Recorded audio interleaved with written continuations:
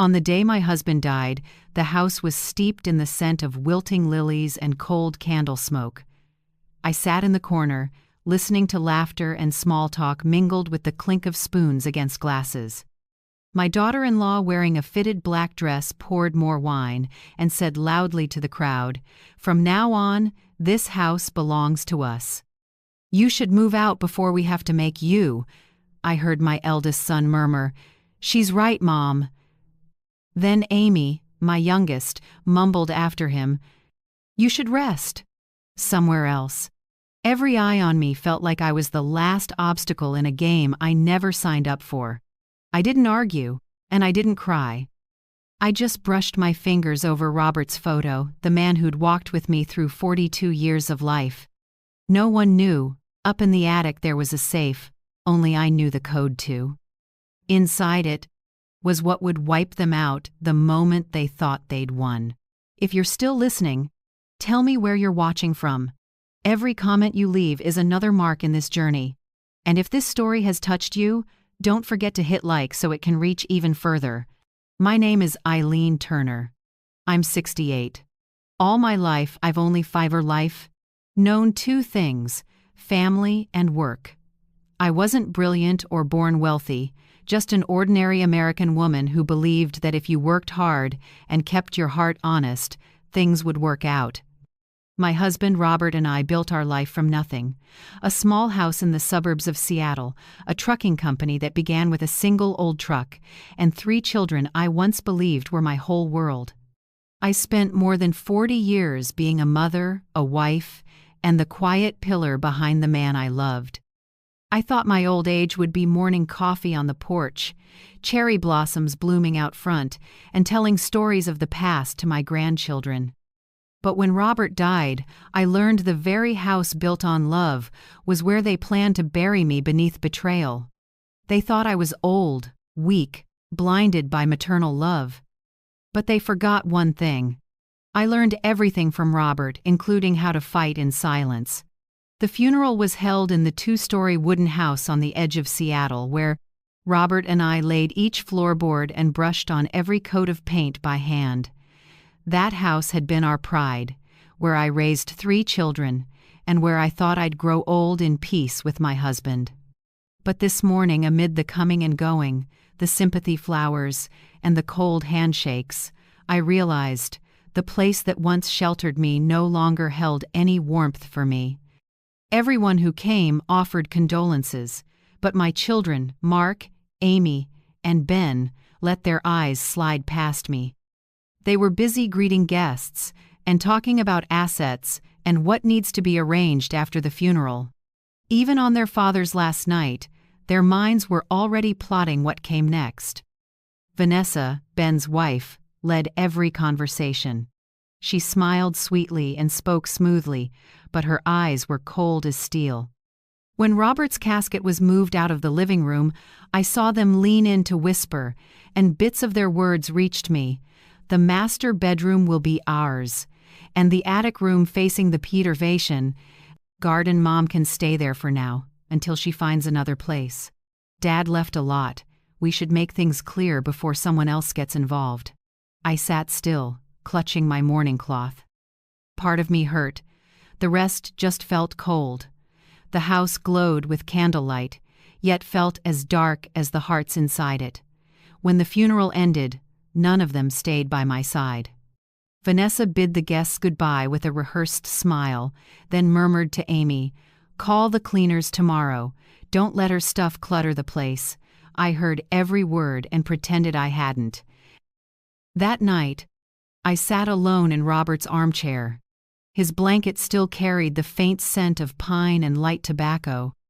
I looked around the wedding photo, the lamp he'd repaired himself, and the gray safe hidden behind the bookcase were all just as they'd been.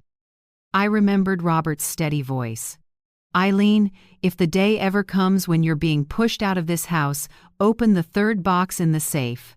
I'd laughed, then thinking it was just a joke. But today, in the house they'd begun dividing before he'd even been laid to rest, I understood. Robert never joked about this. Near midnight, When the last car pulled away from the driveway, I slipped upstairs. The attic still smelled of old wood. I clicked on a flashlight, slid the bookcase aside, and nudged a small panel. The safe emerged intact, dusted with a thin gray film. I entered the 4 numbers he'd once whispered in my ear on our anniversary, 0926, the day we met. The click sounded dry, and my heart trembled. Inside wasn't cash or gold, but 3 thick envelopes. Each bore Robert's familiar hand.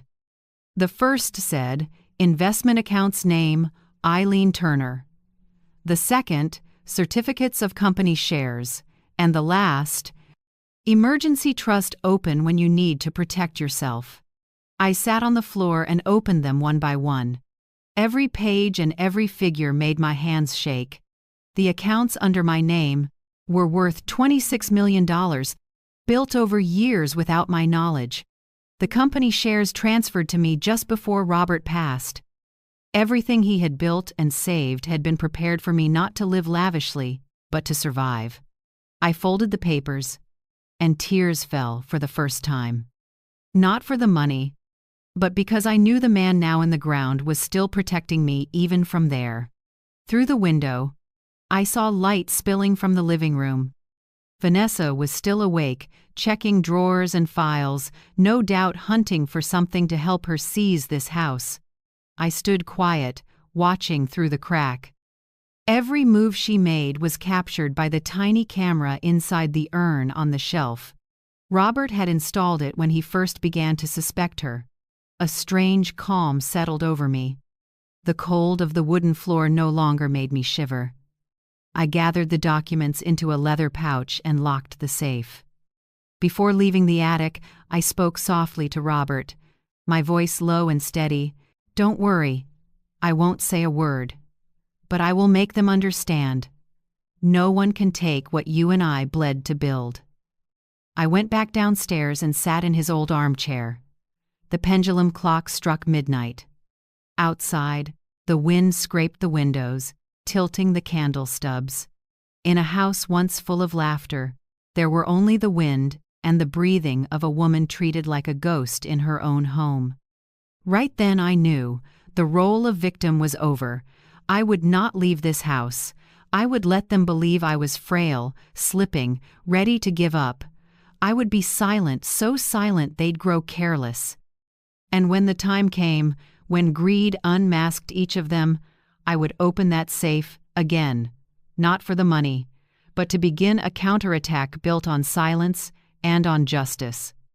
The morning after the funeral, the house was eerily still. The flowers had wilted, the candles were out, and the air held the damp chill of early November in Washington.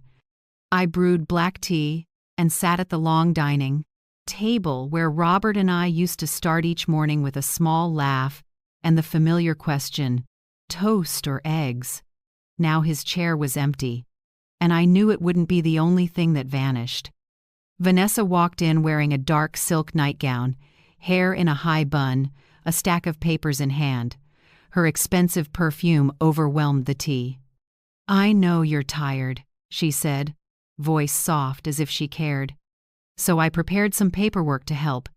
Just sign, and it'll be easier for everyone." I took the papers and flipped through them. The bold title read, "Real Property Transfer Application." She kept her tone gentle. "Just for easier management, Mom. You know, after Dad passed, we need to be on the title for taxes and such.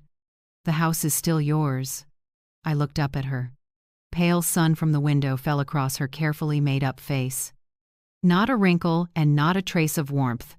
I smiled faintly. Calm. "All right, let me review. I'll sign after 7 days of mourning."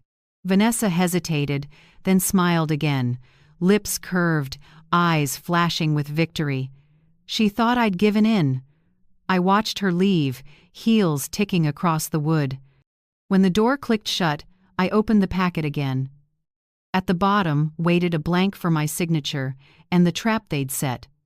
I drew a long breath and pulled a phone from the drawer, finding the number for Harold Jenkins, Robert's longtime attorney, a middle-aged man with steady eyes and the kind of loyalty Robert trusted completely.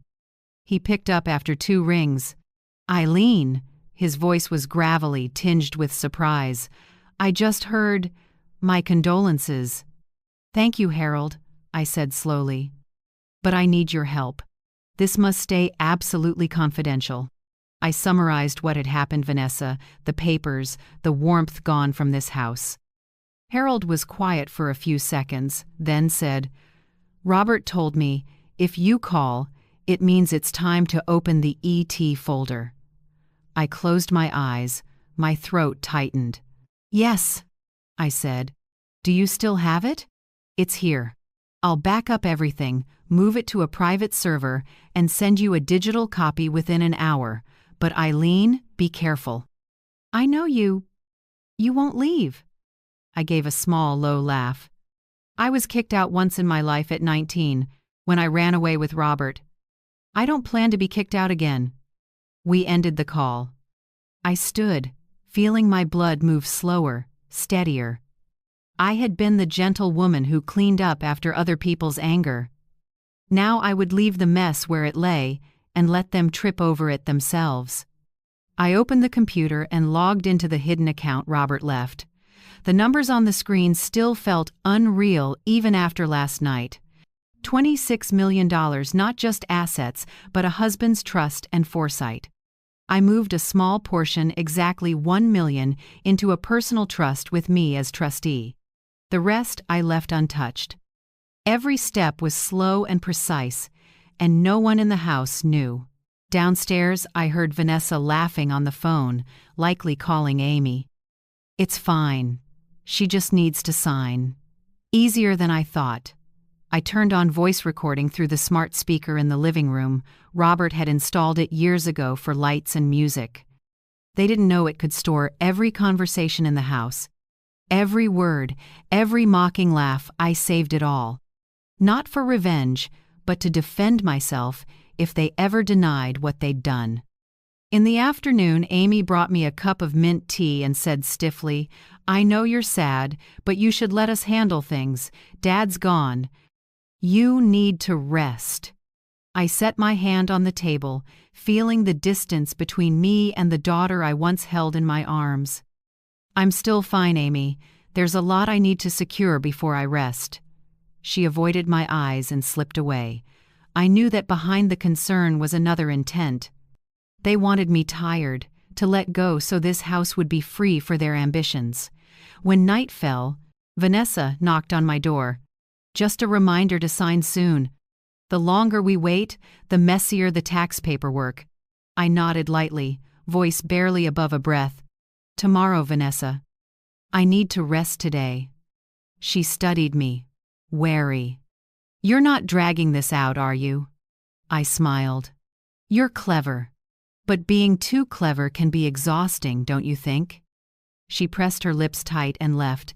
I shut the door and looked at my reflection, a silver-haired woman with a calm face and eyes no longer wet with tears, but lit with something else, resolve. That night, I wrote a short email to Harold. "Received the files. I won't sign anything.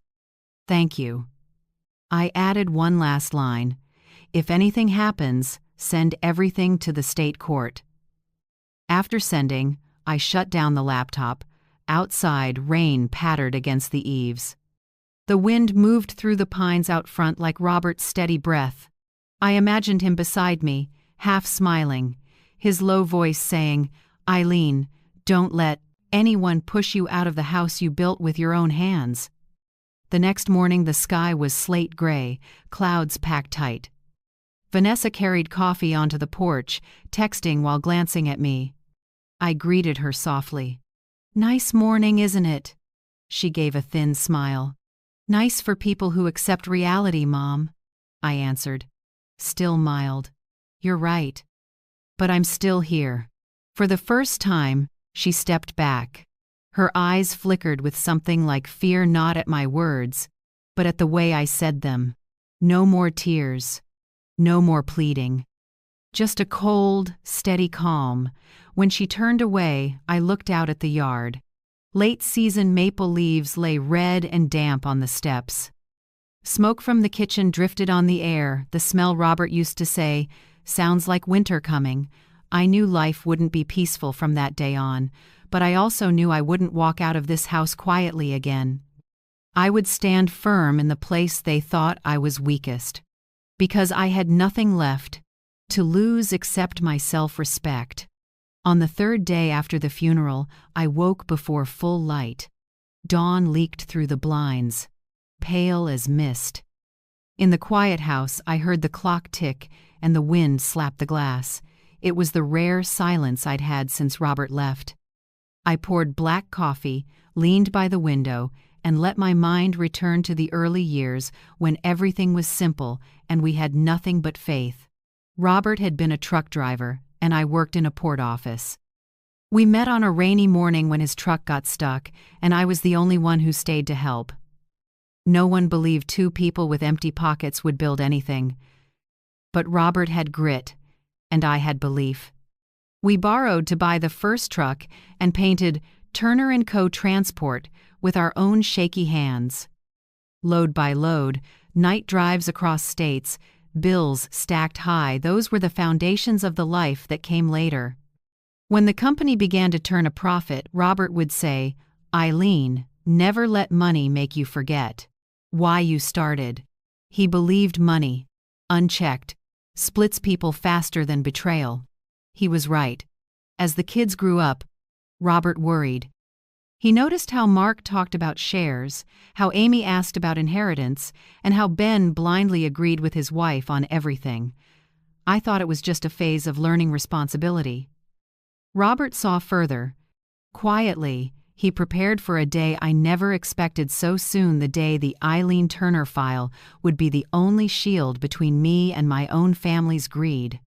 He once joked, though his tone was terribly serious, "I'm not afraid of dying. I'm afraid you'll have to ask our kids permission to stay in your own house." I'd scolded him for being pessimistic. Now it felt like a grim prophecy.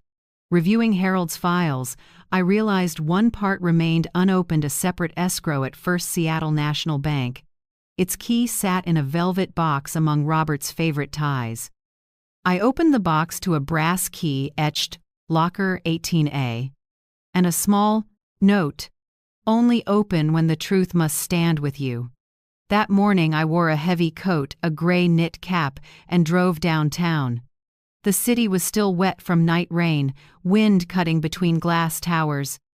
I parked outside the bank, inhaled, and went in. The lobby smelled of coffee, printers humming. A young teller with a polished smile approached. "How can I help you today, ma'am?" I set the key on the counter. "I need to access a safe deposit box. Number 18. A. Owner is Robert Turner." She glanced at it, then looked to a senior manager, a poised woman with clear, alert eyes. The manager checked records and nodded. "Yes, Mrs. Turner, he left sole access to you. Please follow me." We walked down a marble hallway into a vault below ground. The steel door opened with a hollow echo. The room was cool and bright, rows of metal boxes gleaming. I slid the key into 18A and turned. Inside was a thick, leather-bound file and a folded letter. I opened the letter first. Robert's familiar hand read, "If you're reading this, my worst fear came true. I've set up everything you need so no one can take what we built." Inside the file are contracts for the Turner Realty Holdings portfolio, all in your name. Don't trust tears or promises. Trust ink on paper and trust yourself. Robert. I gripped the page, feeling love and anger both.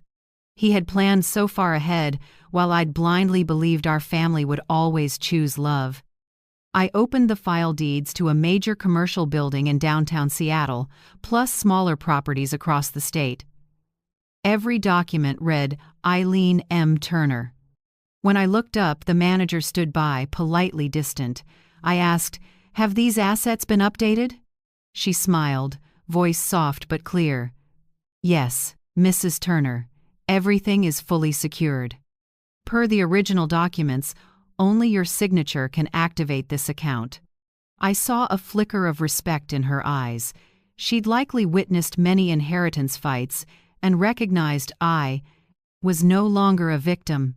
"I understand," I murmured. "I'll protect it the way he protected me." Before leaving, I requested an additional clause. Activate only if there's evidence of seizure or forgery. The manager agreed and promised absolute confidentiality. I signed, the pen firm and sure no more trembling. Outside, I paused by the glass doors and met my reflection. Light from the towers made my silver hair shine like a thin veil of frost. In that moment I realized I was no longer the woman being pushed out. I was the keeper of a small empire and the only one who knew how to keep it safe. That afternoon I stopped at the cafe Robert liked and ordered an Americano, sitting by the window as the city rushed by. In my wallet, along with Robert's letter, were copies of the deeds. My hand rested over them, and my heart eased. Counterattacks don't need shouting. They begin with silence, precise steps, and letting others believe you've already lost. When I got home, it was dark. The living room light was on. Vanessa and Ben were watching TV. She looked over, trying to be polite. "Where were you all day?" "We were worried." I hung my coat and smiled. "Visited a few places. Old business." She nodded, cordial, but suspicion flickered. I climbed the stairs, hearing her whisper, "She's not as weak as we thought." On the 30th step I paused without turning back and smiled. They were half right. I wasn't weak and I wasn't afraid. In my room I opened the voice recording app and replayed that morning's captured conversations. Vanessa's voice, Ben's laugh, seemingly harmless lines, all silent evidence only I knew about. I saved them to an external drive, locked with a password same as the file name, ET file. Then I sat and wrote the first line in Robert's old contract ledger. The counterattack begins with silence. The ink bled a little, as if Robert's hand guided mine. Outside, wind moved through the old pines, with that familiar, low sound. I closed my eyes and felt his breath in every gust. I knew I wasn't alone. Because even though Robert now lay in the cold earth, he was still fighting beside me, as only a man who loved and planned could do. From the day I left the bank, I knew I couldn't confront them head-on. With people who measure power by signatures, the wisest move is to let them stride confidently into the trap you've laid. So I changed. I left my phone in the fridge, wrote Amy's birthday wrong on a card, called Mark Ben at dinner. Each time Vanessa watched me with smug delight. She smirked and whispered to her husband, "Poor thing, she's probably starting to lose it." I heard every word, but I kept pretending I didn't. In the mornings, I'd look for my reading glasses while they sat right on the table. In the afternoons, I would repeat the same old story 2 or 3 times. Everyone slowly began to believe my memory was truly slipping. Amy spoke softly to Vanessa. "Maybe Mom should get checked again? It might be the start of Alzheimer's." Vanessa only nodded, eyes never leaving me. "Yeah, Mom needs to be guided through everything again." I smiled and stayed in character as the foggy mother. I knew it wouldn't be long before she lost patience. And I was right. A week later, Vanessa knocked on my door with a fresh stack of papers in hand. "Mom, I know you forget things, so I redid the paperwork from before. You just need to sign and I'll handle the rest." I glanced at the page and recognized the familiar header. Fixed Asset Transfer Application, 43rd Avenue Real Estate. I squinted on purpose, my voice trembling. "I remember signing this already, honey." She gave a light laugh. "No, you're mistaken. You signed, but that was the old version. This is the official one." I stayed quiet and sat down. My hand trembled on purpose, not from fear. I signed with a shaky stroke that didn't touch the signature line. Vanessa frowned, trying to keep her cool. "Mom, you need a clear signature. It has to be notarized." I looked up at her, eyes watery, playing the frail old woman to the end. "My signature isn't steady anymore, Vanessa." Her hand paused. For a flicker of a second, I caught a look of boredom mixed with contempt. Then I'll call the attorney. We'll do this properly with a witness. I nodded lightly. Fine, I trust you. After she left, I closed my door and switched on the hidden camera inside the picture frame. Robert used to say, "Cameras don't lie." I placed another one on the living room TV console, aimed at the desk where Vanessa liked to sit. From now on, every move and every word of hers would be recorded. The truth would speak for itself without me having to. 3 days later, the family attorney showed up. A young man in a crisp suit with a face like stone. Vanessa introduced him with a smirk. "This is Mr. Lawson. He helped Ben and me with a real estate matter. He'll witness for Mom today." I caught Ben's hurried, uneasy glance. He clearly didn't even know what was going on. Vanessa laid the documents on the table and spoke in a voice sweet as a lullaby. "Mom, just sign here. That way the house paperwork won't get messy later." I picked up the pen and deliberately let my hand shake. The first line was so messy even I couldn't read it. Mr. Lawson frowned slightly. "This signature doesn't appear consistent with the specimen we have on file." Vanessa jumped in quickly. "She's old, her hand is weak." "It's fine." I lifted my head and gave a vague smile, my voice soft as a breath. "That's right, my hand shakes a lot. Tomorrow I might not even remember what I signed." The room went quiet for a few seconds. I saw Lawson's eyes waver, and Vanessa pressed her lips tight. In that moment, I knew the trap had begun to close. While they were still fussing over the papers, Harold, my attorney, had already filed a petition in state court to protect the lawful property of a widow under Washington inheritance law. I knew because an hour earlier I'd signed the power of attorney at a downtown notary's office. At the same time, I sent Harold copies of all the recordings from the smart speaker.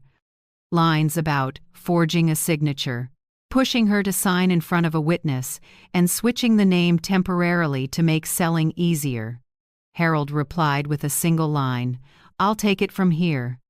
Stay quiet. Don't break character." That afternoon, while Vanessa bragged to Ben that it's almost done, I sat in my room and replayed the footage on my phone. Every smile and every word of theirs had become evidence. Sometimes my heart clenched not from hatred, but from sorrow. They were Robert's children, the ones who once called me Mom, but greed had turned them into strangers. I kept my face calm. Every morning I still went to the kitchen to make coffee and asked about the weather, the flowers in the yard, dinner plans. I wanted them to think I'd given up. That surrender soothed them and made them bolder. One evening, I heard Vanessa whisper to Ben outside the bedroom door. "Once the paperwork is done, she won't have anywhere to stay. I've already called a nursing home." "Just a few weeks." Ben stayed silent, but he didn't object. I heard glasses clink and a soft laugh. I just sat in the dark, watching the nightlight reflect off our wedding photo. Robert's smile calmed me in a way I can't explain. I thought, if Robert were here, he'd teach them a lesson about honor himself. But now I'll do it for him in my way. The next morning I called the bank. "I want to upload a copy of the estate files and the asset protection order into your system. If any transfer requests come in, block them automatically." The bank officer confirmed, voice firm. "Yes, Mrs. Turner. Assets will only be released when you appear in person with original documents."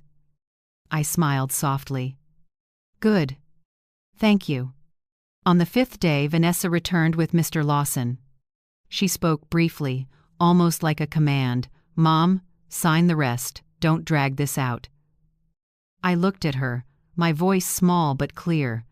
"Vanessa, are you sure you understand what you're doing?" She stiffened for a moment, then answered quickly, "I'm protecting the family's assets." I nodded slightly, gaze steady. "Yes, the family's, but you forgot. Who built this family?" The room sank into a hush. Vanessa tried to look calm, but her grip on the file tightened. She didn't know that while she was calling her lawyer, Harold had received an official court notice, All transactions related to the Turner estate were under temporary freeze. That afternoon, Harold called me, a hint of energy in his tone. "It's done. They won't be able to do anything else. Now we wait for, put them to expose themselves," I answered softly. "Thank you, Harold. Now I can keep playing the forgetful old woman." He chuckled, understanding exactly what I was doing. That night, Vanessa brought a glass of wine to my room, smiling like it was kindness. "Have a little to help you sleep, Mom." I took the glass but didn't drink. I only said quietly, "You've done enough for today, Vanessa. Get some rest." After she left, I poured the wine into a plant. The harsh smell told me I'd just sidestepped another trap. I sat back at the desk and wrote a second line beneath my old note. "When they think you're weak, that's when you're strongest." Outside the window, rain started again. Each drop hitting the glass sounded like a ticking countdown. I felt a strange peace, as if Robert were somewhere nearby, smiling as I continued the game he set in motion. A game of patience, of wit, and of silence that speaks. A week later, Vanessa sent me a short text. "Mom, family meeting at 6 p.m. tonight. We need to discuss assets and management. Please cooperate." Just a few words, and I could read the arrogance in them. She must have thought I was exhausted, that I'd accepted defeat. I smiled, closed the phone, and called Harold. "It's time, Harold," I said. "Be on time tonight. And bring the original will." His voice dropped steady on the other end. "I'll be there with court officers. Let them expose themselves." I thanked him, then sat at my vanity. The mirror showed my face, silver hair neatly brushed, eyes a little sunken but bright. I took the blue silk scarf Robert once gave me and wrapped it around my neck, not for beauty, to remember I was still his wife, the woman he trusted to his very last second. That evening, everyone was present. The living room was bright, a long table covered in white linen, chairs set in a circle. Vanessa sat at the head, her smile confident as if she owned the house. Next to her was Ben, my youngest, head down over his phone. Mark, my eldest, sat with his arms crossed, eyes cold. Amy looked around, clearly uneasy, there because she didn't dare skip it. I walked in. No one stood. Vanessa lifted her head, voice even. "Mom, I want this meeting to be transparent. Since Dad passed, the paperwork hasn't been clear, so I had an attorney revise the terms. We just want fairness." She set a thick file on the table and slid it toward me. White paper, black ink, and I recognized the forged version of Robert's signature at the bottom corner. My heart pinched for a moment, then steadied. I pulled out a chair and slowly opened the file. "How thoughtful," I said softly, just loud enough that Vanessa had to lean in to hear.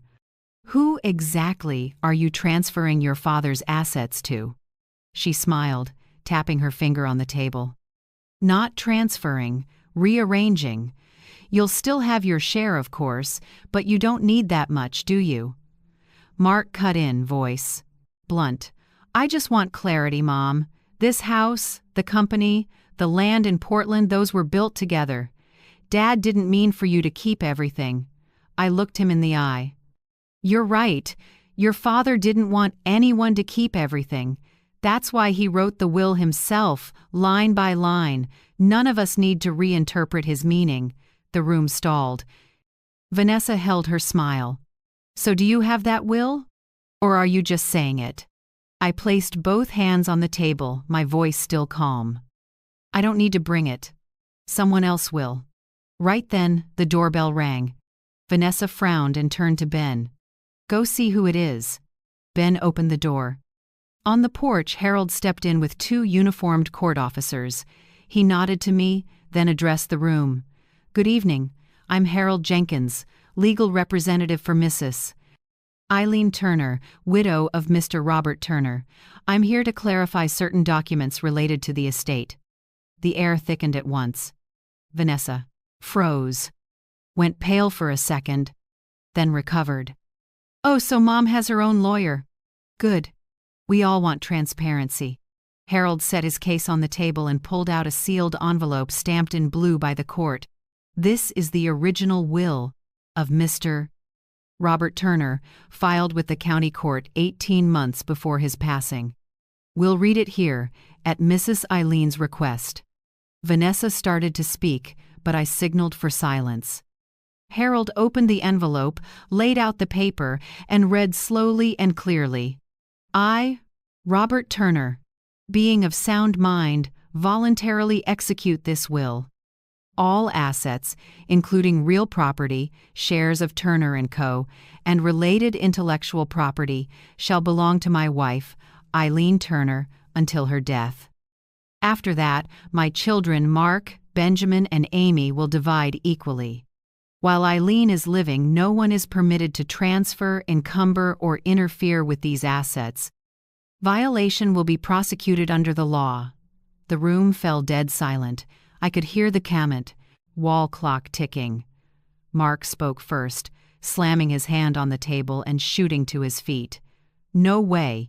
You manipulated my father into writing this." I looked at my eldest, the boy who once sat for hours in the garage with Robert learning to repair trucks, and felt a cold ache. "Your father was the one person who truly understood me," I said evenly. "And he knew exactly what he was doing." Harold pointed at the file Vanessa had brought. "And this," he said, "is a forged set of documents showing altered signatures and a copied notary seal. The officers will take it for investigation." A court officer, gloved, lifted the stack from the table. Vanessa jumped up, voice shaking. "No, I was just trying to formalize things. I didn't do anything wrong." Harold looked at her, eyes cool with a hint of pity. "You were wrong the moment you thought you could outsmart the law." Vanessa turned to me, tears starting to fall. "Mom, I'm sorry. I was just afraid of losing everything." I stood and faced her, my voice low and steady. "You're not afraid of losing, Vanessa. You're afraid of not having enough. That's what led you here."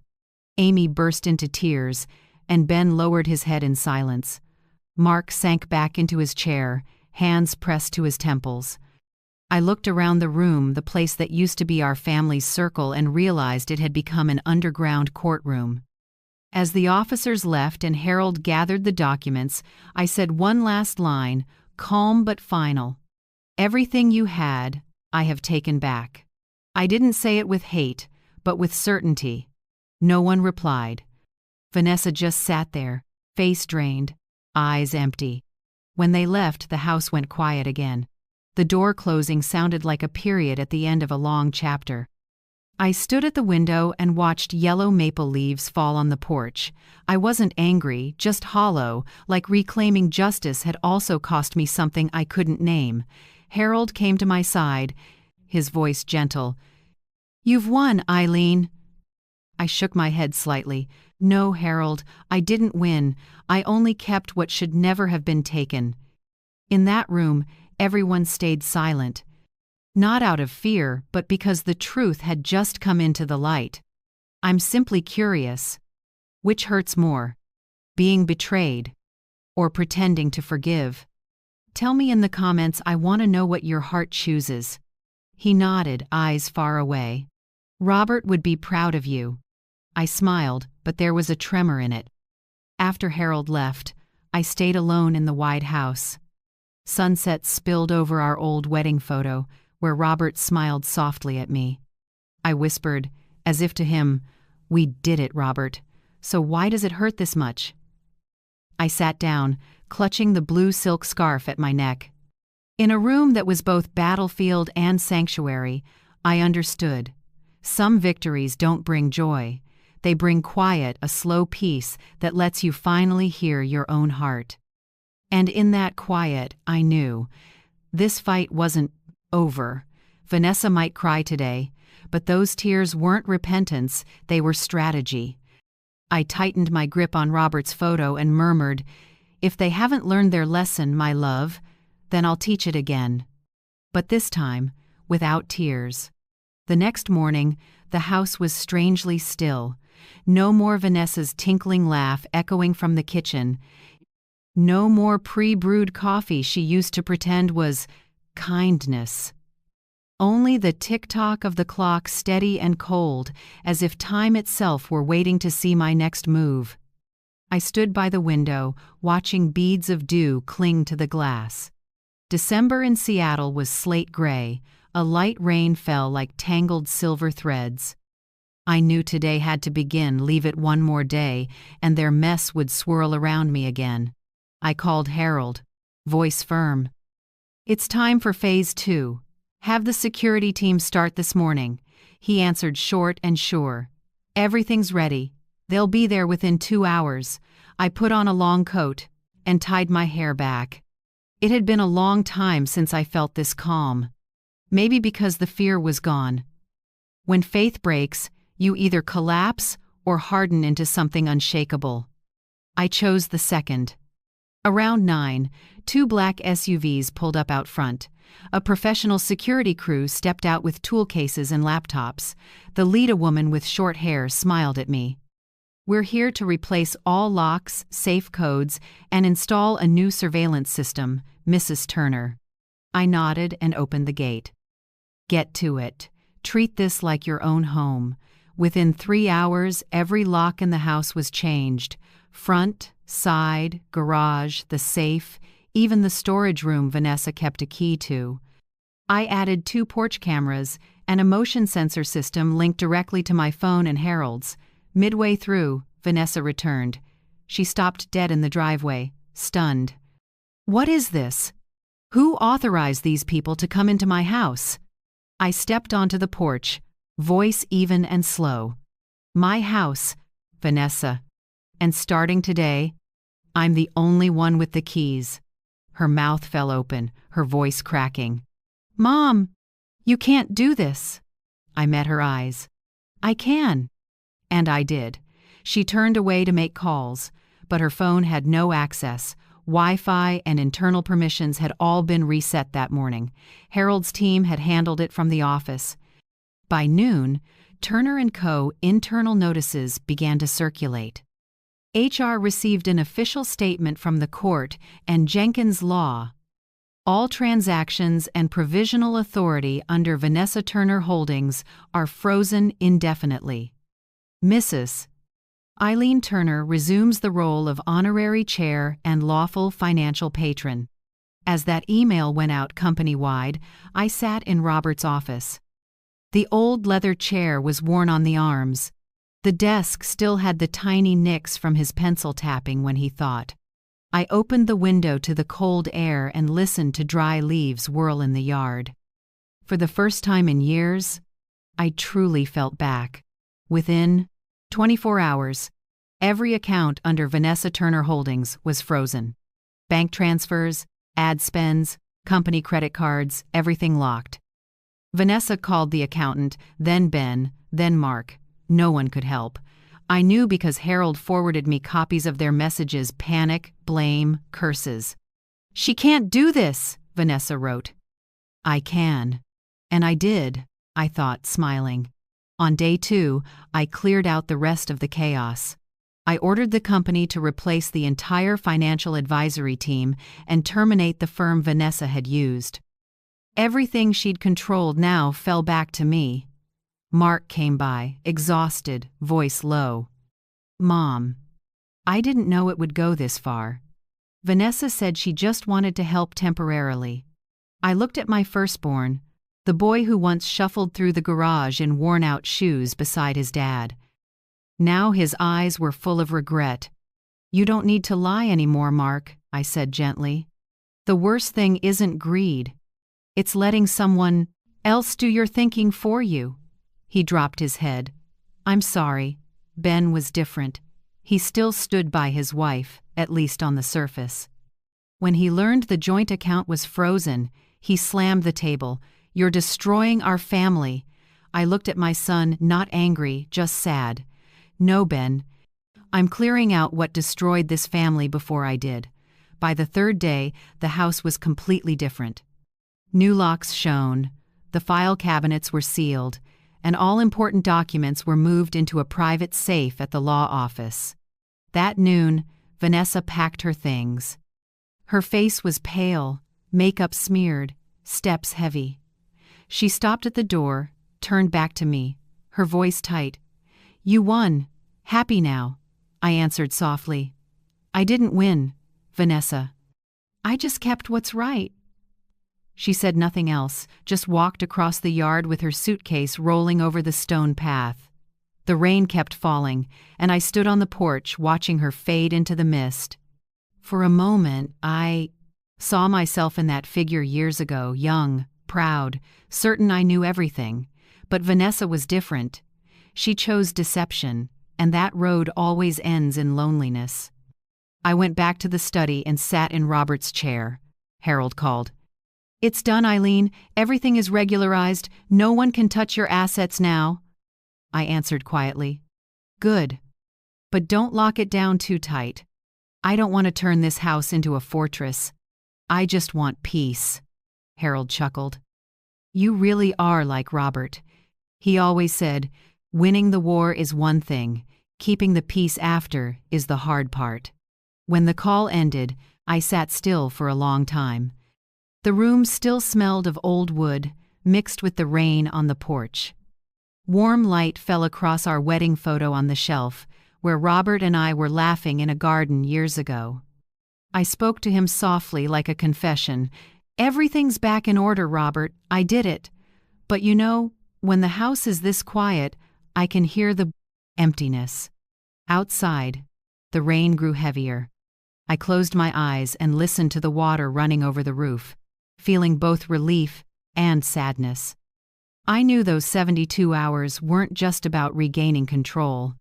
They were the hours I lost my last illusions about family. I had fought with reason, with evidence, with the law. But deep down I was still a mother, hoping that one day, when the fever of ambition breaks, they'll find their way back.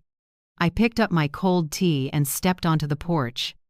The late winter rain breathed chill against my cheek. Part of me had closed, but another part was opening like the new front door on this house, locking the past while still ready to welcome something better.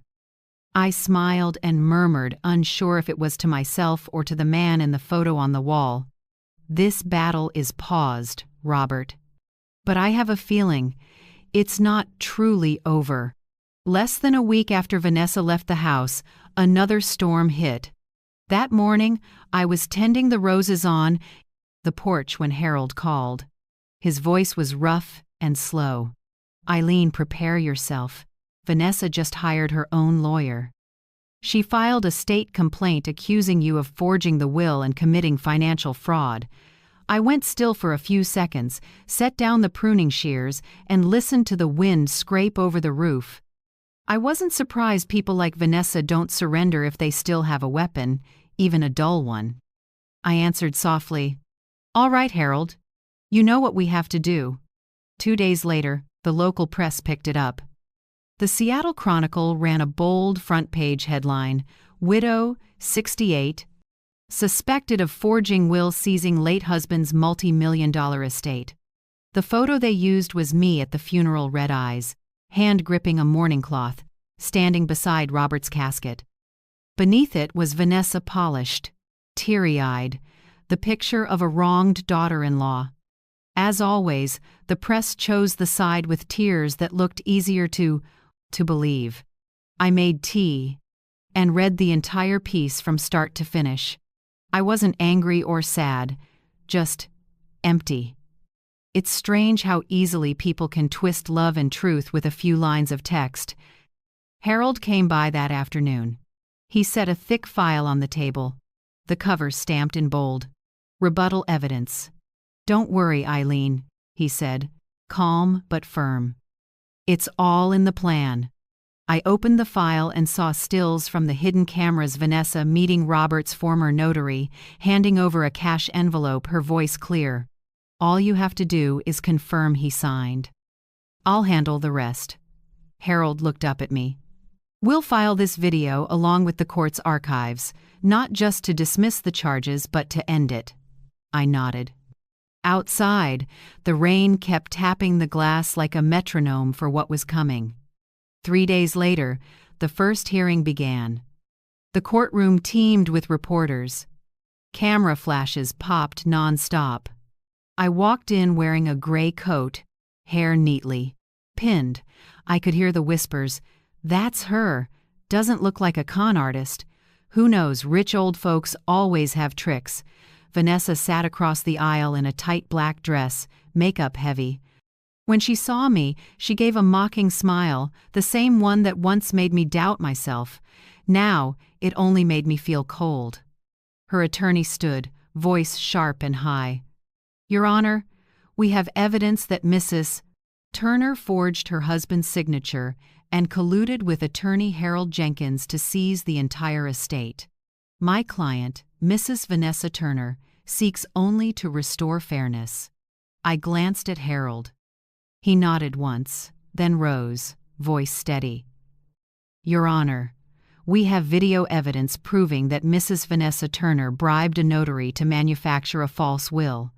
In addition, all original documents belonging to Mr. Robert Turner, filed with the Washington State Court, show the assets were transferred to his lawful widow, Mrs. Eileen Turner, 14 months before his death. The courtroom fell silent. Harold played the footage on a large screen, Vanessa handing money to a man in a gray coat, her voice unmistakable. Murmurs erupted. Vanessa went white and screamed, "No! That's fabricated! She set me up!" Her lawyer fumbled, flipping through papers with nothing to say. The judge banged the gavel. "Order! 10-minute recess." While everyone stood, I stayed seated. Vanessa glared at me, eyes blazing. "You'll pay. I'll make sure you lose everything, do you hear me?"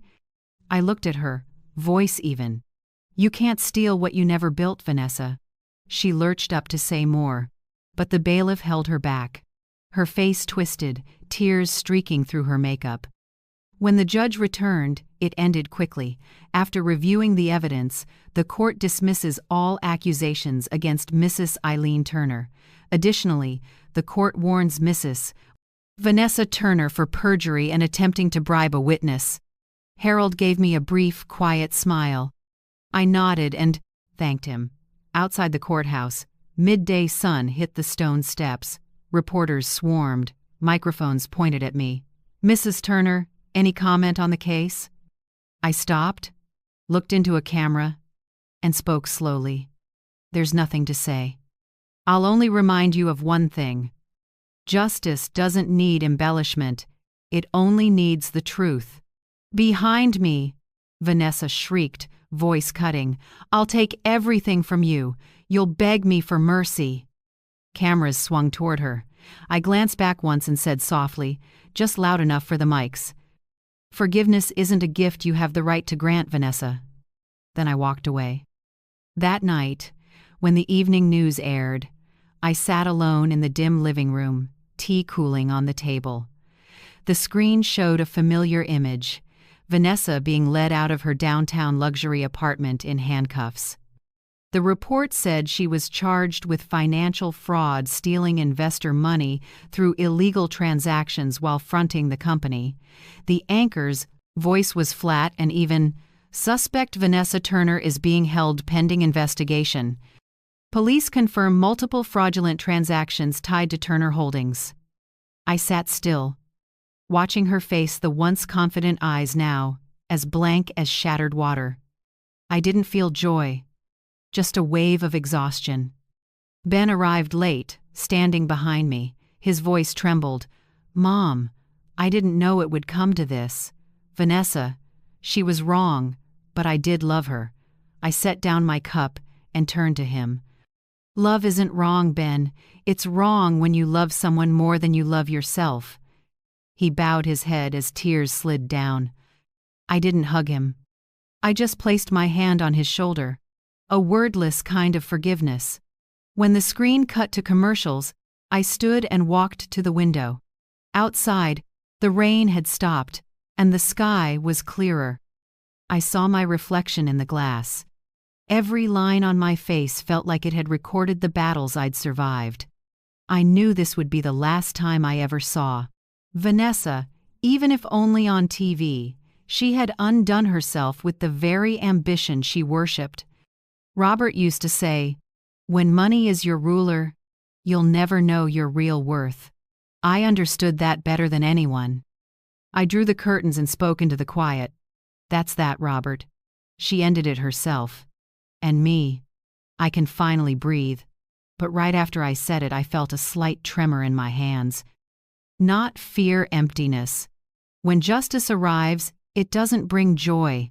It leaves a space for you to look into and see what was truly lost.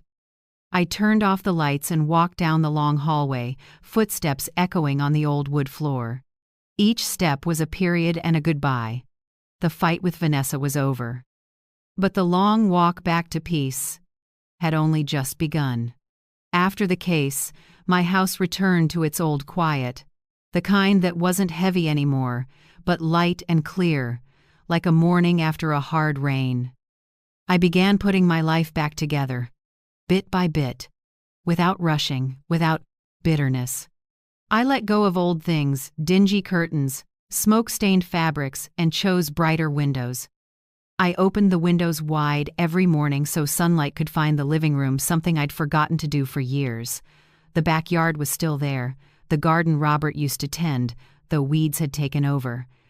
I rolled up my sleeves, pulled on gloves, and started trimming each bed. Every cut through a dead branch felt like tidying pieces of memory. Neighbors stopped to say hello. Mrs. Wilson from across the street brought over an apple pie and smiled kindly. I saw the papers. "Finally some fairness, right, Mrs. Turner?" I just answered softly. Fairness isn't something that arrives by itself. It's something you hold on to when everyone else drops it. In the days that followed, my life moved slow and calm. I relearned mornings without arguments. When the sun came up, I brewed coffee and sat on the porch, reading Robert's old letters. Some pages had yellowed. His slanted handwriting still felt warm. If one day you feel alone, replant the garden. Where there's fragrance, there's hope. I did exactly that. The old rose came back, new lavender took root, green and fresh. When the wind blew, the scent felt like Robert was still here, in each breath of the house. Then one day, Mark showed up. He stood at the gate for a long time, as if he couldn't step in. When I opened the door, he only said softly, "Mom, I want to apologize." I looked at my son, the boy who grew up in this kitchen, who did homework at the table Robert built. Now he was a man with gray at the temples, but in his eyes was the same fear of a child. I didn't say much. I just opened the door wider. "Come in, Mark. This house was never locked to you." We sat at the dining table. He looked around and sighed. "I was wrong to side with Vanessa. I thought you were making things hard on her, but you were just protecting yourself." I answered slowly. "No, Mark. I was protecting this family, though you didn't see it." He lowered his head, tears sliding onto his hands. I didn't need more apologies. That look was enough. A few weeks later, Amy called. Her voice shook over the phone. "Mom, can I come by, just to have dinner with you?" When she came, I made Robert's favorite stew. During dinner, she didn't mention money or the case. We talked about simple things, the roses on the porch, Mrs. Wilson's cat, the winter coming.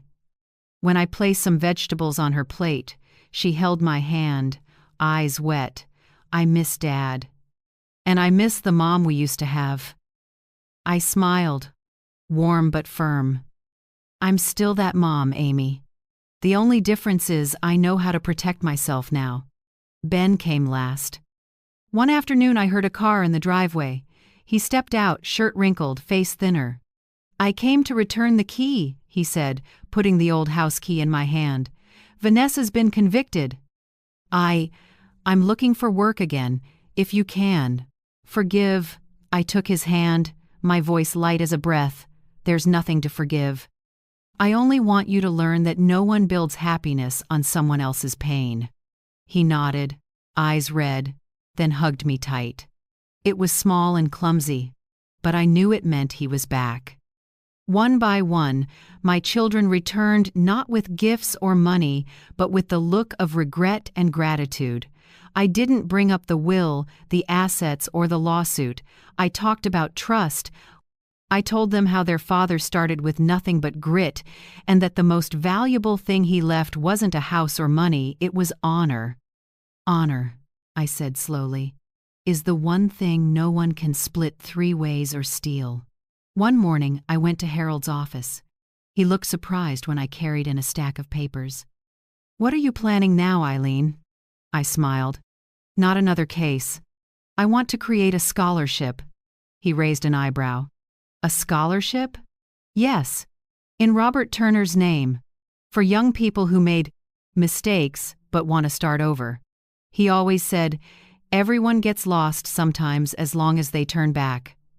I want to keep that promise." Harold nodded, genuine respect in his eyes. "Mrs.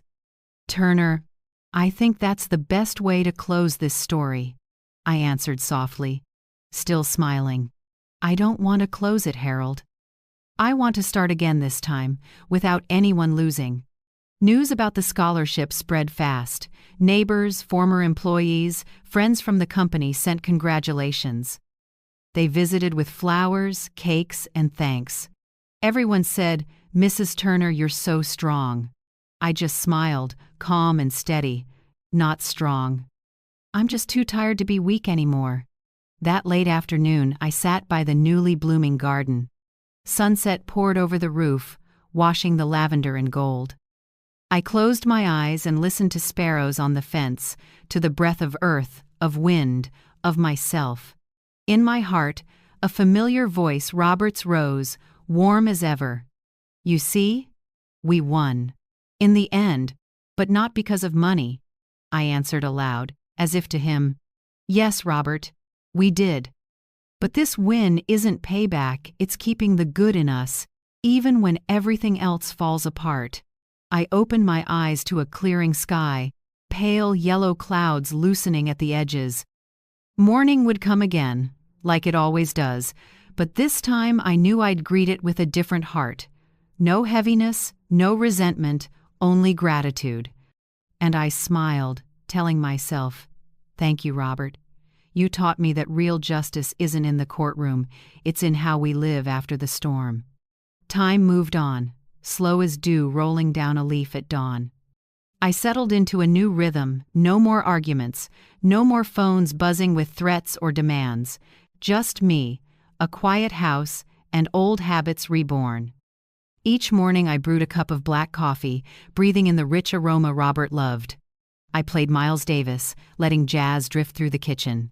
I read by the window, the light sliding through the curtains, onto pages gone soft with years. And in that moment, loneliness wasn't scary anymore.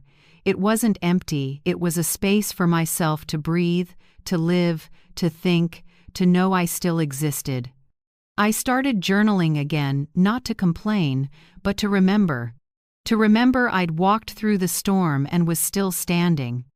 I wrote about cold nights with wind howling through the house, about the fear of betrayal, about how I found my footing again in silence. Each line felt like therapy. And sometimes I thought, if anyone ever reads this, maybe they'll see that even inside pain, there's light if you refuse to bow your head.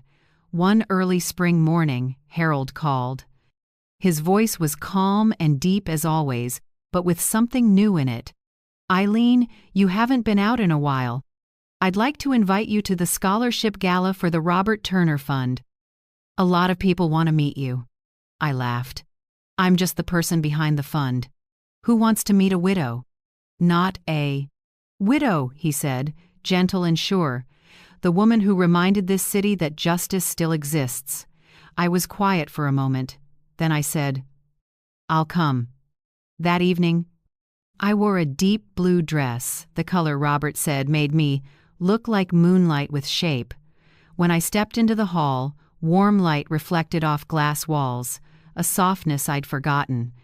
The music was jazz again, but not sad this time, more like the rhythm of people who fell and chose to rise. Harold greeted me at the door, as courteous as ever. He bowed slightly and offered his hand. "You're here.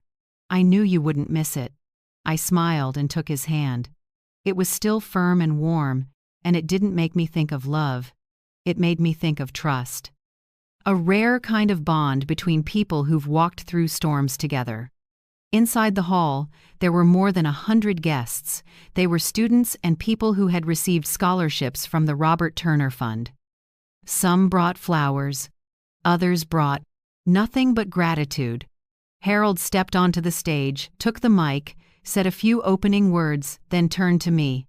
"And now, the person I believe we all want to hear, Mrs. Eileen Turner." I stood. The applause lasted longer than I expected. I walked up to the stage, my heart slow but steady. Under the lights, I saw faces, some familiar, some not. A few reporters were there too. But this time no one held a camera like a weapon. They just listened. I looked down at the mic, then spoke low, clear, and calm. "I didn't come here to tell a sad story. I came to talk about trust, the thing people lose most easily when they're hurt." The room went silent. I went on. "I used to believe family was the safest place. Until one day the people I loved most turned away. They took my trust, and nearly took my dignity." I paused, looked down, then spoke more slowly. "But I didn't choose revenge out of hate. I chose to push back with intelligence, with justice, and with planned silence. I didn't want to teach them to fear me. I wanted to teach them to respect me. Those words weren't a speech. They were the truth. A scar spoken out loud without pain. I talked about Robert, how he taught me strength isn't about power, but about staying yourself in rough seas. I talked about Harold, the one who stood with me when others turned their backs. And I talked about myself, a woman who once fell apart and trembled, but never let fear take the wheel. When I stopped, the room stayed quiet. Then the clapping came strong and in unison. A few stood. Then the whole room stood. I looked down and saw understanding in their eyes, not pity, not curiosity, but real understanding.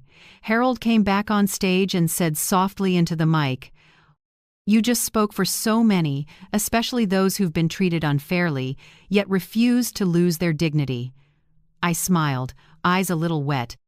If my story can help someone believe they deserve to live with decency, then all the pain was worth it. When the program ended, many came to shake my hand. A young woman held my hand and said, "Mrs. Turner, my family cast me aside for not being good enough, but after hearing you, I realized we don't need to be exceptional to deserve respect. We just need to be honest." I squeezed her hand and nodded. "That's right. Honesty with yourself, that's where strength begins." That night, when I came home, Seattle glowed with lights. The reflections on the lake looked like silver ribbons. I opened the door, took off my shoes, hung up my coat. The house was quiet, but this time it didn't feel empty. I poured a glass of red wine, put on soft music, and sat by the window. The night breeze carried the scent of lavender from the back garden, drifting through the cool air. I looked up at the sky, no moon, but full of stars. A strange feeling rose in me, freedom. Not the freedom of someone without ties, but the freedom of someone who went through every tie and chose to stay with herself. I whispered, as if to Robert, as if to my life itself, "I'm not afraid of being alone anymore, Robert. Because I understand now sometimes loneliness is the most peaceful shape of freedom." 1 year after that gala, Seattle stepped into spring with clear skies and fresh green leaves. I turned 69 slower, but not weaker. After everything, life taught me that true strength isn't in muscle or money, it's in a clear heart. I finished a project I'd been carrying for a long time, the Turner Trust for Women Over 60. The name sounds simple, but to me, it's what remains of a whole life: love, justice, and kindness. The fund was created to support older women who've been abandoned, manipulated, or abused by their own families. Women like me, who once sat in a dark room, wondering if they still had worth. Harold helped with the legal work, along with a team of passionate young attorneys. He said, "Eileen, this is the best way to turn pain into legacy. From now on, your name won't only be in court records, it'll be in people's hope." I smiled and answered softly, "I don't need my name remembered, Harold. I just need those women to know they're not alone." On the morning the fund opened, the air was crisp. The small lobby at Turner & Co. was lined with lavender, Robert's favorite. I stood at the podium with a mic in hand, facing dozens of women, hair silvered, eyes still bright. I spoke slowly, like I was talking to myself. A year ago, I thought my life was over. Then I realized, as long as we can choose how to face things, we still have a chance to begin again. The Turner Fund wasn't built to save anyone but to give back the right to stand up. The applause was warm, not loud. I saw tears in a few eyes, not pity but understanding. After the ceremony, I sat with Harold to review the operating team list. Suddenly, Mark walked in with a folder. "If you agree," he said. "Humble, I'd like to handle the fund's financial management. I work in banking. I can make sure the money goes where it should." I looked at my son, feeling both moved and relieved. "Good, Mark. I trust you, and this is how you start making things right, not with an apology, but with action." He nodded, eyes set with resolve. Amy took on communications, and Ben, after a long, quiet stretch, volunteered to lead counseling. I was surprised. "When did you study psychology, Ben?" He smiled, a little shy. "After Vanessa was arrested, I started therapy. I saw how weak I'd been. Now I want to help others, not make my mistakes." Hearing that warmed me. Not because they were successful, but because they'd finally grown up. The house that once held anger and regret now filled with laughter, clinking dishes, and the smell of baking from the kitchen. I looked around, same house, different light. In the afternoons, I often sat by the office window where Robert drafted the company's first plan. Next to me were new papers, not financial reports, but my new will. It took me nearly 3 weeks to write each line. I didn't leave wealth as a reward, but as a lesson. I wrote clearly, "This estate is not for division, it's for connection. Whoever uses it to help others will receive more. Whoever uses it to harm others will lose." Because the most valuable thing I learned wasn't how to keep money, but how to keep my heart. When I finished the last line, a tear fell, not from sadness, but from peace. I closed the file and put it in the safe. Before I locked it, I said quietly, like to myself, "Everything that's mine is now a lesson for my children." I knew Robert would agree. He told me the year we married, "Money is just a tool, Eileen. What you leave the world is how you live." That afternoon, I took a chair to the garden. The late sun poured down like honey, turning the lavender I replanted a year ago to gold. A soft wind carried the smell of damp earth and birdsong along the fence. I sat there with a cup of tea, watching the sun drop behind the roofs. In my heart, Robert's familiar voice rose, steady and warm as ever. "You'll know how to do the right thing, like always." I smiled and answered in silence, "I did, Robert. And this time, not just for us, but for other women too." I looked up, the violet edge of dusk spreading, bright and calm. A small bird crossed the sky, its shadow passing through the last light of day. I realized I didn't feel alone anymore. Things weren't losses now, they were continuations. I held a simple belief. Somewhere out there, other women would open their doors on a fearful morning and find there's still light from a fund named Turner, from my story, from a woman once betrayed who didn't break. I set my cup down and stood slowly. Twilight had settled, and the first stars appeared. I smiled softly and let the breeze move my silver hair. In the end, I whispered, I kept the assets, the dignity, and the peace. And in that moment, in a garden full of scent and gentle light, I knew I wasn't just a survivor of storms. I was someone who left a legacy of resilience. I closed my story at 68, an age people think of as rest. But for me, the start of another chapter. I no longer held anger or the questions of why or if only. What I had left was gratitude for everything, the hurts that woke me up, the losses that taught me to stand, and the lonely days that taught me to love myself. Every morning, when I open the window and see the flowers bloom, I know better than ever, loss doesn't make us weaker. It helps us look inward and realize we deserve to live more fully.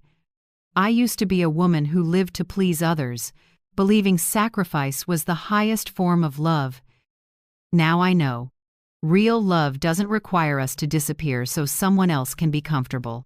I lived through deception, betrayal, being pushed out of my own home, and then I stood up not to retaliate, but to return the truth to myself. Some nights I still think of Robert, the things he said under the rain. No one can make you small unless you believe you are. Now I smile when I remember, because I finally understand it completely. Life isn't always gentle, but I believe it's fair in its own way. Fairness isn't about putting everything back the way it was, it's about being strong enough to be at peace in your own heart, no matter how many cracks surround you. I look back at the path, from a house full of conflict to a garden full of light, from a woman pushed aside to the founder of a fund that helps hundreds find their voices. I kept the assets, the dignity, and the peace, but more importantly, I kept myself. I want to leave a small message for anyone hearing this. Never let anyone make you feel worthless, especially in your own home. If you're being dismissed, silenced, treated like you no longer matter, remember, you still have the right to stand up, keep your voice, and live a life you define. There's no age that's too late to start over. I proved that. And if I, a widowed old woman once thrown out of the home I built, could begin again, then so can you.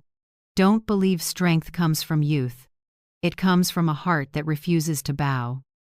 I still sit by the window and watch the late-day sun fall across the lavender Robert planted. A light breeze carries the scent like a reminder that he's somewhere near, watching each step. In my heart, his voice warm, deep, steady rings out. You'll know how to do the right thing, like always. I answer with a slow smile. Yes, Robert. I did. Not just for me, but for so many others. I rest my hand on a new notebook where I write the stories of women who come to the Turner Trust. Every line in their letters reminds me that strength can be passed on, even from a heart once broken. I'm not afraid of being alone anymore. I've learned to live with it, even to be grateful for it, because in those quiet moments, I found freedom.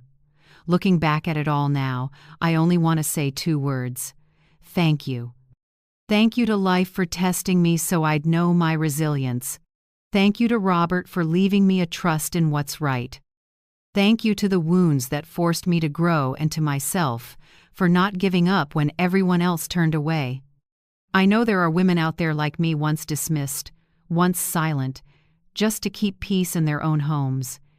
If you're hearing this, please remember, no one has the right to make you feel worthless.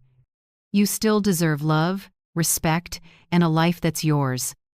If my story made you see yourself, leave a note, even just "I understand," so I'll know you're out there still standing, still believing in the good.